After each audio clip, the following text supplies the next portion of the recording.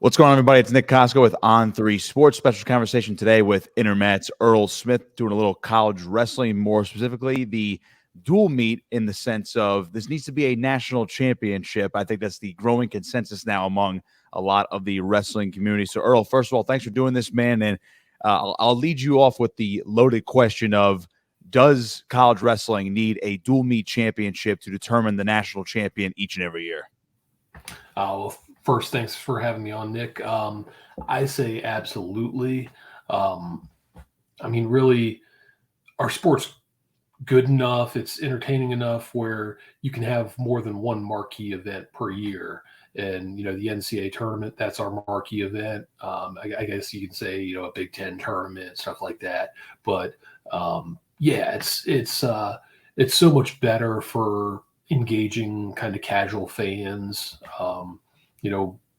One of my big things is, you're close with the Rutgers program. And, I'm sure there's a lot of Rutgers sports fans that aren't necessarily wrestling fans, but if there's a big event, it's promoted, they're going to, tune into a big, dual meet or a big, postseason event. And it's so much easier just saying, okay, we got the national quarterfinals on 1 o'clock on Saturday, 2 hours, Rutgers against Oklahoma State, 125, 285, smallest to biggest.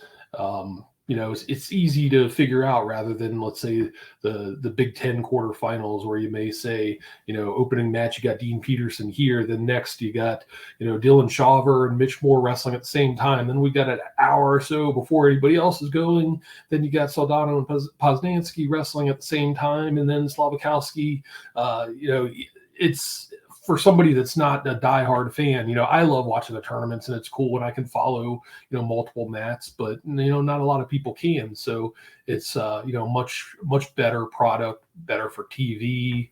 I'm sure we'll go into, more reasoning, but, I think it's essential, especially right now when, we're talking about duels not mattering and, marquee guys not wrestling. And when you mentioned the duels not mattering type of thing, and of course, wrestling is an individual sport. We all know this, but there's a team aspect to it. And it's been like that for such a long time. And you look at the season layout, it's only individual when you get to the month of March, you get to those conference tournaments, and then you get to NCAAs. But leading up to that, it's all about the team aspect, but there's still too much, I think, of an individual emphasis on the sport where these guys are, A wrestler's going to wrestle B wrestler, but then if they rematch in a duel or say another in-season tournament, they won't rematch just because, well, I already beat, A already beat B, so why wrestle them again and mess up your seeding for nationals? I'm looking back at, maybe this is about 5, 6, maybe even 7 years ago. We had those national collegiate duels. I forget the exact name behind it. I think it was through the NWCA, where it was almost like a bowl game for college wrestling, where match up the top 7 Big Ten teams against the top 7 other college wrestling teams at the end of the season for these showcase duels. Didn't really count for anything, but it kind of gave you bragging rights. I remember, just from the Rutgers angle of it, they wrestled Lehigh 2 years in a row, and it was a pretty marquee event, either at Lehigh or at Rutgers. I feel like that was the start of something where, like, okay, the dual meet can mean something from a team perspective, a team championship perspective, but I feel like that wasn't enough. And I think just all signs point to if you want to save the sport, so to speak, or make it more interesting to the casual fan, you need that team aspect where you say, maybe we do need that team tournament at some point before we get to the individual portion. Yeah. I love that bowl series they did for a couple years. That was pretty cool. I think it's just, college sports is going through so many changes, led by football and conference realignment and, funds going here and there. And, I think Scott Goodale kind of touched on it yesterday or the day before. We really have to be careful just saying, okay, well, nothing matters till March. So why are we doing this? Why are we wrestling? Why are we, driving and buying tickets, and why are we doing this stuff? Any other sport, it's, college football is so great, and I'm kind of waiting to see how this expanded playoff plays out next year. But it's so great because Ohio State loses in Michigan, and part of it is like, wow, our season may be over because we lost that one game. And it doesn't matter whether their starting quarterback was out or their running back was out, whatever the case, they played, they lost, it's on the record, and that might prevent them from getting into a playoff. So, wrestling needs something similar to that where, we've seen marquee matchups the past couple weeks and, for whatever reason, big time guys don't wrestle, and it's not like, oh man, we lost this duel. It's big thing. It's just kind of like, okay, on to the next. If we needed him, maybe you could have wrestled. I don't know. You before we get into your idea, I know you've been a big proponent of the team championship as well. I know I've seen your hypothetical 2014 brackets, which we'll get into in a second. I got to ask, what do you think? What is the hesitancy behind this? It seems like there are a lot of coaches, especially big name coaches throughout the sport, that want this to happen. Are there too many roadblocks? Are there even bigger names not wanting this at all? I mean, I can name off guys off the top of my head, Goodale include Tom Ryan over Ohio State. I know Sean Bourmet and Chris Bono was Michigan and Wisconsin perspective. They've told me personally that they would like to see this or some iteration of it. What do you think the hesitation is right here? Yeah, I mean, I know when the national duels were a thing, and they didn't decide a title or anything, but for quite a while it was, if you're a big time team and you're invited, you went. And then some of the big teams like Iowa and Penn State and Oklahoma State, they started skipping for whatever reasons. And, I think some of them thought it wasn't conducive to their conference schedules and regular season. They didn't like the timing. So, I do think some of the big time coaches haven't been on board with it. But as you said, kind of the majority is behind something like that. I don't know whether it's a coach reason or a fan reason, but one thing I hear is, duels are wacky. It's not the best way of determining the true champion, the true best team. And I feel like you have to look at other sports and, the champion isn't always the best team. March Madness, everybody loves March Madness. The basketball, the top basketball team doesn't always win. Sometimes it's a 3 seed that gets hot, or, we got the Ravens looking like the best NFL team. Maybe they win the Super Bowl, maybe they lose in the first round or, their first game. So that, to me, that doesn't really hold water. And at the same time, if they're unpredictable and they're wacky, that also means fun. Like, we can see, a unforeseen upset, a Penn State or Iowa or somebody going down to a NC State or Missouri. And I think that would be fun for a lot of people. I think it absolutely would. So when we're looking at how this would actually work, I've seen a bunch of examples or, situations where this could work as a team championship. And I think the ultimate goal, if this were to ever happen, is that's your team national champion. Then the individual tournaments are not touched.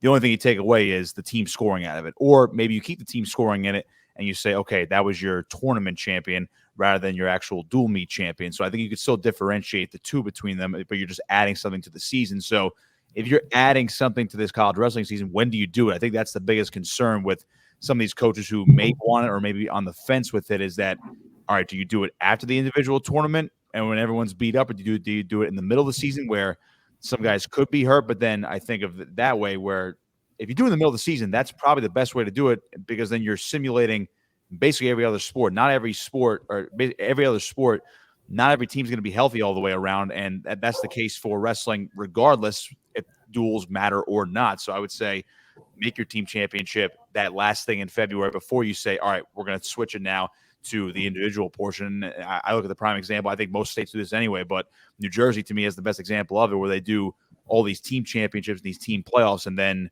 once you get to the end of February, you have your districts, regions, and states. I don't see why that'd be a bad idea for college wrestling. Yeah, I mean, there's definitely a lot of moving parts and things that need to be sorted out as far as the schedule goes. And I mean, I've been a proponent of the schedule should be from January to April rather than going through the holiday break and stuff like that. It's a pretty long season as it is, so I would like it to be earlier than later, so you can have this tournament, and if you're worried about people getting hurt or whatever, then they have a sufficient time to get back in shape if it is kind of a minor deal, get ready for the NCAA tournament, individual tournament. So I know one thing that's kind of a roadblock right now is the NCAA only wanting to award one champion. So they can't. We can't just say we want to award two champions. Now, for me, kind of what I would say would be, we know how the team scoring works. We could have, somebody keep track, whether it's the NWCA or whoever it is, keep track of the individual scoring at the individual tournament, and then hand out trophies for whatever you want to hand it out for. So, but yeah, I don't know if that answers your original question. No, I mean, it does. Again, those are some of the roadblocks where it may seem fickle, but you look at the NCAA or the sport or whoever doesn't want to hand out two championships. I mean, it sounds weird when you say it out loud, and it sounds too simplistic, but it just seems like there might be more layers to it than we actually think. So I've noticed your hypotheticals, which are a 24 team bracket. I've seen others where maybe it's just a 16 or maybe top 12 team bracket. So, just to give it a little bit of a test run. But I like your idea where, it's not as expansive as something like basketball, because again, wrestling doesn't have as many Division I school representatives in this sport at the moment. But I like your 24 team idea because you ensure, I believe you're at no conference matchups through the first two rounds until you get to, I believe it's the quarterfinals, where you can start seeing, those Big 10 matchups or Big 12 matchups. So I like that. And considering it gives you an opportunity to say, basically explain to the listening audience, like how would you break down a 24 team bracket to get to where you're at right now? Yeah. So what I do that is I make sure to have, who I have in InterMat dual rankings, top team from each conference included. So kind of put those aside, and then put your top 8 teams kind of as seeds with first round buys, and then match up, trying to go down the line as you would in a tournament bracket where, the number 9 team is placed where a number 9 seed would go. But, if that happens to be, Minnesota and, Rutgers, try to navigate it so that they're not wrestling in the first round or, possibly second round, and you're still kind of maintaining integrity, not making such a lopsided set of matches over here with, lesser ones over there. But I think 24 is a good number just because it's going to be very Big Ten heavy, and deservedly so. It's the deepest, best conference in the country. So, if you limit it to 8-12 team bracket, including all the conferences, that's 7 conferences right there, and you could have the 3rd or 4th or 5th best Big Ten team capable of beating a lot of other good teams. So for that reason, I think 24 is the right number. I've seen responses to when I post that, people saying 16 or 12, and probably from a realistic determining the champion standpoint, that's probably correct. But getting everybody in there, I think 24 is the right number.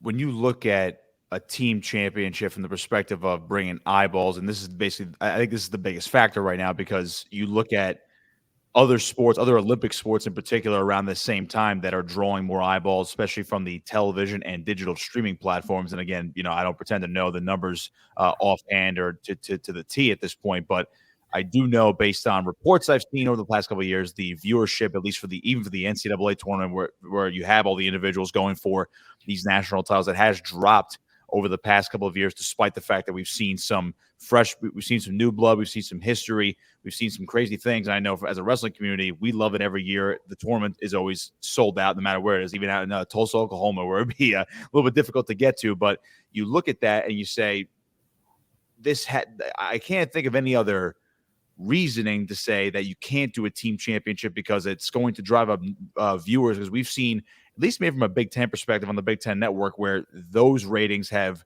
risen for certain duels. Now, if you compare it to other things, maybe they've dropped and they've gone in a bit of a roller coaster fashion, but at least of what I've seen, at least from the Big Ten network's perspective, viewership in duels has gone up. So I don't see why they can't capitalize on, if there's a rising interest in here, to bring in more casual fans, whether that's the right or wrong thing to do, or just to increase viewership in general. I think doing the team aspect where you have well-known school brands go at it, and then that's how you learn about the individuals. I still feel like that's the best path to larger viewership and to just raise the overall sport to closer, at least closer to the mainstream. Yeah, and I've been concerned seeing those numbers trending down, and then seeing and I'm not trying to knock them, but volleyball had great numbers for their postseason, right. And I don't follow volleyball at all, but I can tell from, I don't know, social media, it seems like it's gotten a bigger following, bigger right. exposure, but that kind of, I feel like that's troubling. And as you said, the numbers for the NCAA tournament, that was kind of always just rising. So but the Big Ten network, they seem to, I haven't crunched the numbers, but it feels like they have more live events year by year wrestling wise. So I would see that's a way that we need to go, and something we need to expand more. You said these big brand names, again, it's easier, the athletic departments, they tend to support themselves, where if the wrestling team would be in a national semifinal, again, it's easier for the volleyball team to follow along, and watch that more so than getting, I don't know, onto 8 screens on ESPN to follow I guess maybe they are, but I don't know. I feel like that's the wrestling junkies mindset, obviously, where, I mean, if you and I weren't actually in person at nationals, I mean, we may even still do it. Well, while we're in person, you just want all 8 screens so you can see all 8 mats up there. And it's a wrestling fan's dream right there to see action like that all at once. It's great. That's why fans love it in person. And I guess the hardcore fan likes it if they can't get out there. That's the way they consume that content. But I guess for the casual viewer, as I was just alluding to, if you can sell a Penn State versus Michigan, and on the flip side, it's Iowa versus, let's just say, Cornell. Those are your national semifinals, I think. I mean, again, you have 3 Big Ten teams. I just mentioned off the top of my head, but even throw an NC State in there, let's just say instead of Iowa or Michigan, then now you have these bigger schools that are within the Midwest, within the East Coast. You have Big Ten, ACC, Ivy League, throw it all out there. I think from the team perspective, that's got to be the way to say, all right, wrestling is a big deal right now. The schools can sell, the networks can sell, whether it's Big Ten Network, ESPN, whatever the case may be. I feel like it's much easier to sell these 4 schools rather than, these 4 schools have a bunch of individuals that are absolutely phenomenal, a couple national champions, All-Americans. It's much easier to sell the team overall. Yeah, absolutely. And that's, generally what college sports is. Your basketball and your football coaches, they're kind of the brand name more so that, them in the school or the brand name more than the individual athletes. The football, basketball players are going to kind of come and go, just like the wrestlers too. So capitalize on that big following, that name. And, you mentioned Cornell, Iowa, that too, kind of a casual fan, the Iowa has cachet, but at the same time, it's kind of Big Ten against Ivy League. Whoa, like, look at these guys. They, us wrestling people, we've known Cornell has been, a great team for 20 plus years now, but to the general public, it's still kind of like a David versus Goliath thing, which, could be intriguing. Absolutely. So enough about the intricacies of all this. We're talking about there actually there's a lot of action going on the mat as we speak right now, as we head towards mid-January already, which I can't believe. Earl Smith with me here on On3 from InterMat. Of course, does a great job over there running that site. So Earl, just a couple quick things on the season so far. As we talk about duels all the time. Duels have been really good this year, especially over the last couple of weeks. I would say been a lot of action. But I think my biggest question right now about what the season has brought us so far. And I think a lot of people are talking about this. It's the chaos at 125 pounds. I know just looking at your guys' rankings all season long, they've gone all up and down. We have number 1 dropping to number 20. We have number 2 going down to number 13. We have 29 coming up to number 7. It's unbelievable. What do you attribute this weight class to? Because we've seen so many guys that we've seen already for a couple of years just kind of go on these hot streaks, get upset here and there. Again, there's no Spencer Lee from Iowa. And again, he was upset in the tournament last year. Why is this weight class just so wild this year? Yeah, one thing you mentioned, Spencer Lee, and then you had Pat Glory, and those were guys that were kind of just mainstays at that weight. Vito before last year, he was at 25 for a while, so you had those guys that you could almost pencil in.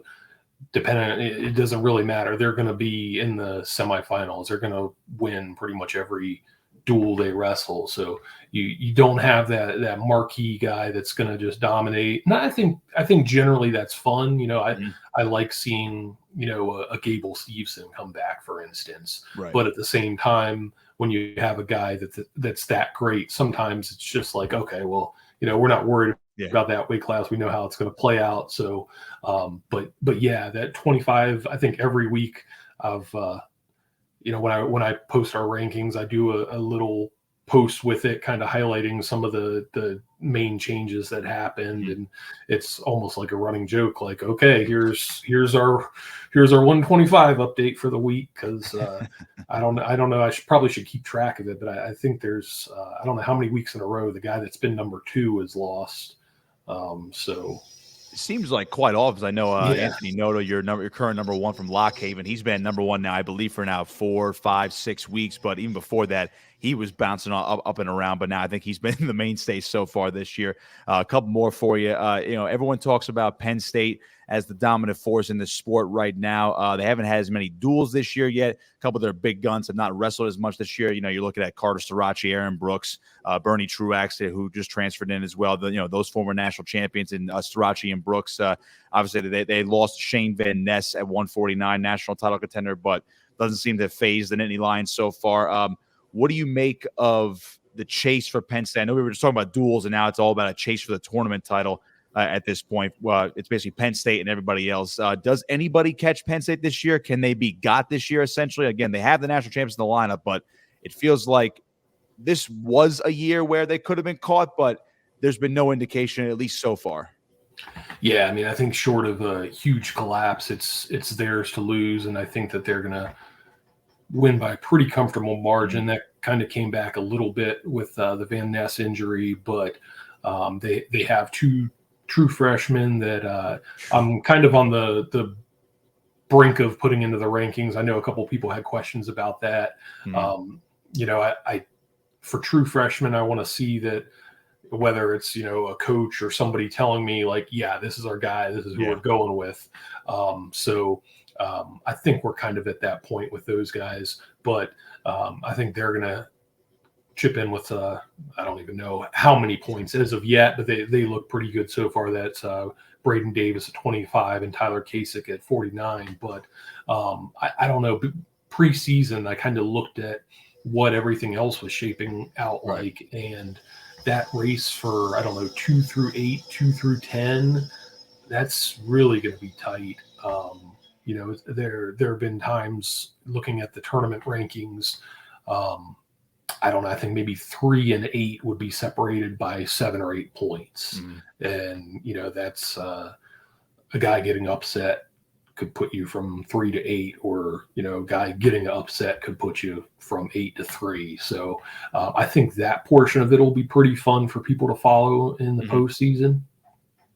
Yeah, no doubt. You look at, Michigan was one of those teams I was high on all year. Obviously, they have not had, I would say, their full lineup, which was a lot of transfers coming, a lot of grad transfers. They have not really showcased what they can be yet. And just real quick on them, I know DiAugustino is still in your rankings. Chris Cannon, I believe, was removed this week just due to inactivity. Are you hearing anything, the latest on what he could provide this year, whether he's going to come back soon or later? I know Shane Griffith has turned it around as well. He had a big win the other night. He's back in the top 5 or top 4 at 174. But that Michigan squad to me was, you bring in 3 Northwestern guys that were all Americans. You bring in a former national champ like Shane Griffith, and now Austin Gomez is back as well with his final year of eligibility. But that to me always seemed like the team that was going to challenge Penn State. But I feel like without their full lineup at full health, that doesn't seem like it's going to be a possibility, at least as of right now. Yeah, so I think they should be relatively full strength for this weekend. I was told that D'Agostino's kind of ready to go. Will Luan and Cam Amin supposedly was kind of like an illness type deal, which led them to miss South Dakota State. Now, Cannon I removed because he's been injured, inactive. I've got a couple sources saying he's done for the year. Wow. That brings up an interesting situation there because they have Dylan Ragusin, who they intended on redshirting, and he's kind of torn it up on the open tournament circuit winning the Midlands. So if they bring him out a redshirt, they may not lose really that much because 133 after kind of your two big guys, your Vito and Dayton Fix and Crookham, it's kind of wide open after that. Yeah. So someone could have a high finish. I do think Michigan is a team that kind of could be a wild card because I've been conservative in the rankings with Gomez because we haven't seen him much. But I don't think it would surprise. I mean, he has a 22nd pin over number one Ridge Lovett from 2 years ago in the Big Ten semifinals. Now Lovett looks like a much different guy since then, but that's the kind of wrestler he's capable of, and anybody that's watched him, knows he could pin anybody at any time. I'm kind of worried after that South Dakota State duel. It looked like he was kind of grabbing his elbow a little bit. So I don't. Hopefully that's not a deal, but something I think we've never really had to deal with before the COVID years is, these guys in their 6th and 7th year per se. And I kind of wonder after seeing, how things have played out the past couple years, are you getting that bang for your buck that you think you're getting with a guy? Because I don't necessarily, most guys aren't improving much more after that 6th and 7th year. And that 6th and 7th years, they've taken a lot of wear and tear on guys' bodies. Right, I was about to say it's the wear and tear, and who knows, maybe they have one last run in them where if you put them on a pitch count, hypothetically speaking, that's maybe the way you get into there. But again, if you're in your 6th, 7th year of college wrestling, again, a lot of wear and tear on the body. So, Earl, I'll leave you here with this one because I know there's going to be a lot more action to digest over the next month and a half before we eventually get to the individual portion of the season. But everyone's been talking about this. I'm interested to hear your take on it. You look at over at Iowa. I mean, they are so good every single year. They're chasing Penn State. They did win the national title, let's not forget, just a couple of years ago. But it seems like all the conversation with the Hawkeyes right now is the off-the-mat shenanigans right now, the A.J. Ferrari situation, whether he's coming back to college wrestling or not. I believe Iowa doesn't start the classes until next week for the second semester, so there's still time for him to come in. He had that interview come out just the other day with, I believe it was Clash of Combat. Didn't really learn too much more other than maybe his side of the story with that Soldier Salute scuffle with Zach Glazier, his potential future teammate. What are you hearing on Ferrari? What do you think is going to happen? I have to believe at this point that maybe we're going to have to lean towards that he is not coming back this year. And if he does, who knows if it's with Iowa next year. He's still training out there, at least what we see on social media. He's the biggest name in the sport right now, maybe for all the right and wrong reasons. I'm just curious on your take on this whole situation with him maybe or maybe not going there, his middle brother Anthony not currently enrolled, and of course Angelo, the youngest brother, being committed there, but of course not officially signed as well. Yeah, so what I heard the other day was that the AD kind of put the kibosh on it, which I was kind of thinking might happen. There was baggage there, 6 months ago. There was a lot of history that I felt like probably the administration would double and triple and quadruple check and, before they sign off on anything. But then you have the incident at the Soldier Salute finals in Iowa, presumably in front of a lot of Iowa fans. I'm sure some of which, tagged the athletic director and the administrators on Twitter and sent it to them in emails and whatever. So I didn't think that was going to work out. and kind of from their history, it seems like, you know, they're going to stick together. So even if maybe Anthony would have gotten in, then, you know, is he gone too? Right. And then I think, you know, it seemed like all of this was done kind of to get Angelo as well.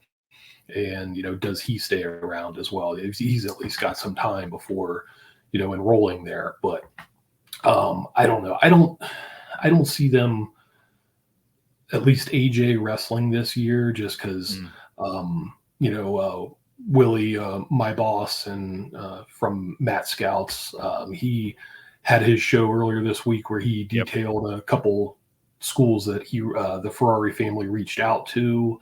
I don't know. I have a hard time thinking that they're gonna, after what we've seen and kind of the track record, that these schools are gonna go out there and, you know, put their reputation on the line, hoping that things are going to turn out differently this time. Right, especially mid-season. So it's definitely something to watch out for maybe next season where the three of them are a package deal, or maybe Angelo goes somewhere else or stays at Iowa. Then you see AJ go somewhere else, Anthony follow him, wherever the case may be. It's a saga that everyone wants to keep following. And unfortunately, it's not for the on-the-mat stuff at the moment because he did win a national title as a true freshman with Oklahoma State just a couple of years ago. Earl Smith, InterMat with me here on On3 Sports. Earl, appreciate the time. As always, great conversation. Looking forward to talking to you as the season progresses. And, of course, I'm sure we'll eventually catch up in person when we head out to Big Tens and, of course, Kansas City for Nationals. That's right. Thanks for having me on, Nick. Excited for Big Tens. It's kind of in my backyard at University of Maryland, so I'm very excited about that. And Earl Smith with me right here on On3 Sports.